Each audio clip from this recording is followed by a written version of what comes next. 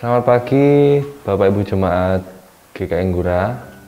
Pada hari ini Selasa 13 Juli 2021, saya akan menyampaikan renungan pagi yang berjudul Menyatakan Kebenaran. Dasar dari renungan pada hari ini terambil dari Kisah Para Rasul 23 ayat 12 sampai 35. Tapi saya akan membacakan ayat yang ke-17 saja. Lalu Paulus memanggil salah satu perwira dan berkata kepadanya, "Bawalah anak ini kepada kepala pasukan, karena ada sesuatu yang perlu diberitahukannya kepadanya." Kebenaran merupakan persesuaian antara pendapat dengan kenyataan. Dalam praktiknya, kenyataan tidaklah sesuatu yang selalu dilihat dari salah satu sisi. Aspek penerimaan secara umum juga digunakan sebagai pertimbangan dalam menetapkan suatu kebenaran secara kolektif. Adalah kesulitan yang kerap dihadapi ketika hendak menyatakan kebenaran.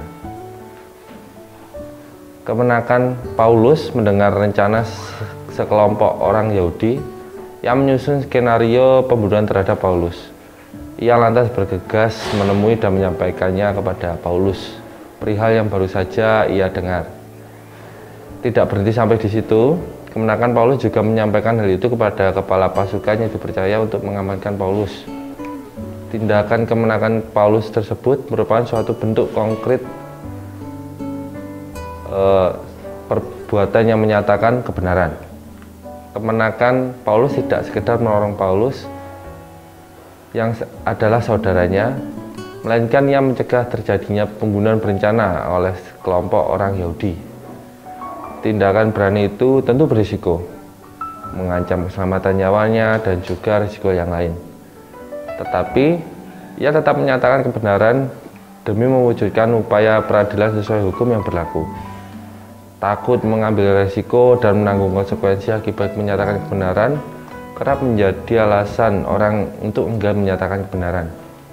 Namun, keadilan dan kebenaran tetap harus diperjuangkan dan diwujudkan sebagai panggilan kita di tengah dunia. Tindakan kemenakan Paulus ini kiranya menjadi teladan bagi kita. Nyatakanlah kebenaran sekalipun suaramu tergetar. Kebenaran tak akan mati. Mari kita berdoa. Tuhan Yesus, terima kasih ya Bapa atas berkat-Mu pada hari ini. Engkau telah membangunkan kami dari tidur kami dan keadaan sehat dan tidak kurang satu apapun ya Bapa. Dan terima kasih ya Bapa, Engkau telah memberikan kami kesempatan untuk sedikit belajar mengenai firman-Mu ya Bapa. Kami belajar untuk terus konsekuen terhadap citra kami sebagai anak-Mu yang harus menjadi garam dan terang, menjadi kebenaran di tengah dunia ini ya Bapa. Dan yang Engkau terus mengajar kami untuk terus dapat menjadi kebenaran itu sendiri ya Bapa, sehingga kami dapat memberkati setiap orang yang berada di sekitar kami dan menjadi wakil-Mu di dunia ini ya Bapa, untuk menyinarkan kebenaran kepada orang sekitar kami ya Bapa.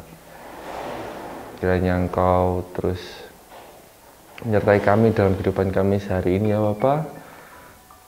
Cukupkanlah berkat dalam kehidupan kami supaya kami dapat terus bersyukur padamu ya Bapa. Terima kasih ya Bapa, dalam nama Tuhan Yesus kami memohon dan berdoa. Amin. Selamat pagi Bapak Ibu, Tuhan Yesus memberkati.